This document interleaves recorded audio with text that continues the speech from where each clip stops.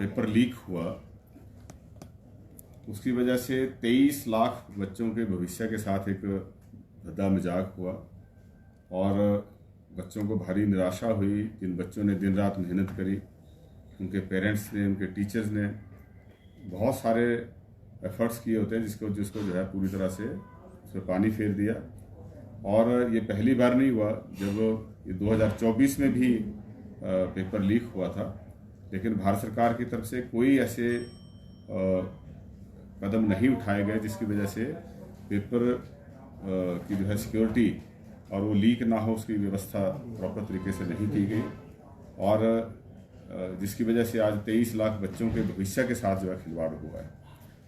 तो जहां इसके लिए केंद्र सरकार को 2024 में ही ऐसे कदम उठाने चाहिए थे जिससे इसकी सेफ्टी इंश्योर हो सके और ये पेपर लीक ना होता, लेकिन उन्होंने पहले 2 साल पहले जो हुआ उससे कोई ऐसा सबक नहीं लिया, जिसकी वजह से आज 2026 में भी जो है वही प्रकरण दोहराया गया।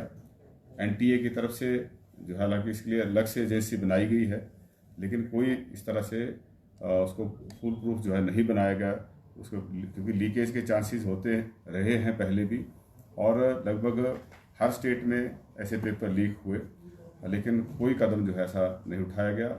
आज बच्चों में भारी निराशा है और जिन बच्चों ने मेहनत करके अच्छा परफॉर्म इस पेपर में किया था, इसकी भी कोई गारंटी नहीं है कि वो दूसरी बार अगर पेपर होता है तो क्योंकि बच्चे भारी स्ट्रेस में है तो वही परफॉर्मेंस हो सकता है कि कुछ बच्चों की जो है इससे प्रभावित हो।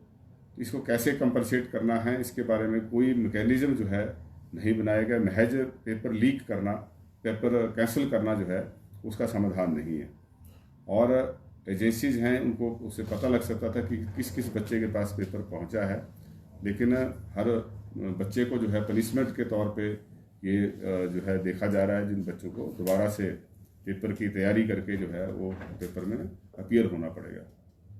तो ऐसे में अभी तक केंद्र सरकार ने जो है ना तो कोई सीबीआई या जुडिशियल इंक्वायरी की कोई बात कही है, सिर्फ पेपर कैंसिल करना जो है ये कोई सफिशिएंट कवर जो है उस तरफ कदम नहीं उठाया गया है। तो इससे एक आशंका पैदा होती है कि इस गिरोह में पता नहीं कौन कौन लोग शामिल हैं।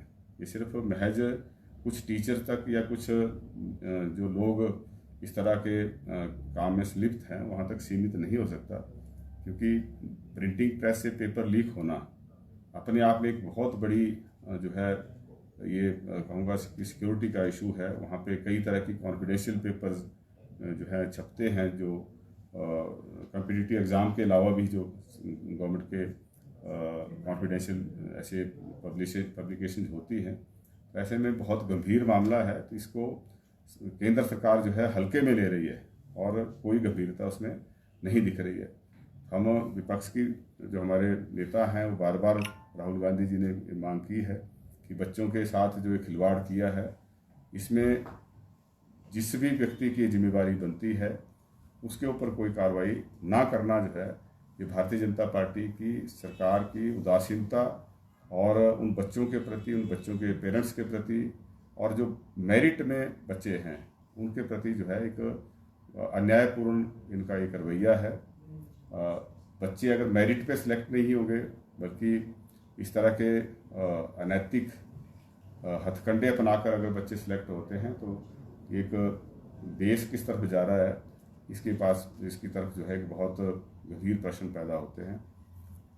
जब से केंद्र में बीजेपी की सरकार बनी है हम देखते हैं कि शिक्षा क्षेत्र में इन्होंने बहुत बड़ा खिलवाड़ जो है किया है। जितने भी उच्च शिक्षण संस्थान हैं, चाहे सेंट्रल यूनिवर्सिटीज़ है, यहाँ तक कि आईआईटी, एम्स और एनआईटी तक के जो भर्तियाँ हैं उसमें भी एक पॉलिटिकल जो एफिलिएशन है, जो पॉलिटिकल लिनिएज है उसको प्राथमिकता दी जाती है। मेरिट के बजाय जब आप विचारधारा को प्राथमिकता देंगे तो उसके गंभीर परिणाम जो हैं वो सोसाइटी को भुगतने पड़ेंगे।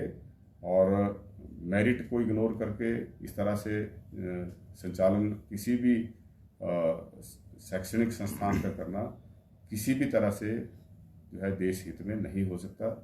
इसके बारे में प्रधानमंत्री भी आत्मचिंतन करें। हमारा माननीय सर्वोच्च न्यायालय से भी आग्रह है कि वो भी इसमें हस्तक्षेप करें और बच्चों को जस्टिस दें।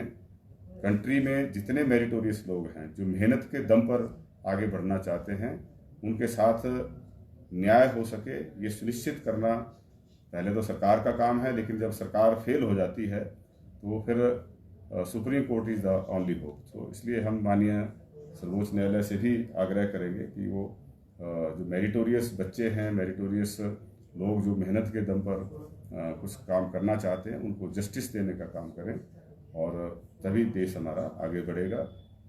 Thank you. हिमाचल का कोई डाटा है सर? हिमाचल के कितने बच्चे थे जिनके भविष्य के साथ अब खिलवाड़ हुआ है? हिमाचल का मेरे पास ऐसा क्लियर कट नंबर नहीं है, लेकिन कुल देश में जो है लगभग 23 लाख के करीब बच्चे जो हैं अपीयर हुए हैं। हिमाचल में मुझे लगता है कि कम से कम 10-12 हज़ार बच्चे तो होंगे।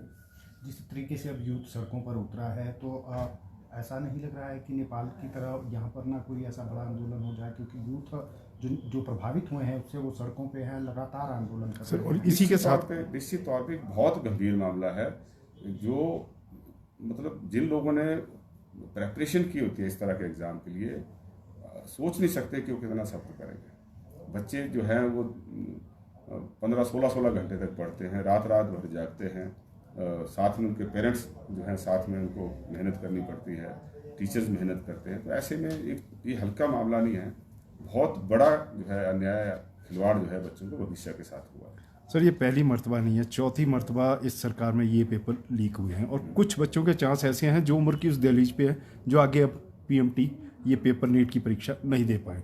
तो कहीं ना कहीं ये नहीं लगता कि एक तो यहाँ पर आर्थिक बोझ उनके माता पिता पे पड़ रहा है, बच्चों पे एक मानसिक दबाव बढ़ रहा है, तो ऐसे में इस तरह से आपकी पार्टी क्या इस मामले को लेकर हाई कोर्ट में कोई सुप्रीम कोर्ट में कोई? अभी हमारी पार्टी जो है इसको राजनीतिक तौर पे भी लड़ रही है, लेकिन अगर कोई सुनवाई नहीं होगी, क्योंकि इस सरकार का यही रिकॉर्ड रहा है कि जो भी विपक्ष की तरफ से कोई भी इशू उठाया जाता है उसको आउटराइटली रिजेक्ट कर देते हैं।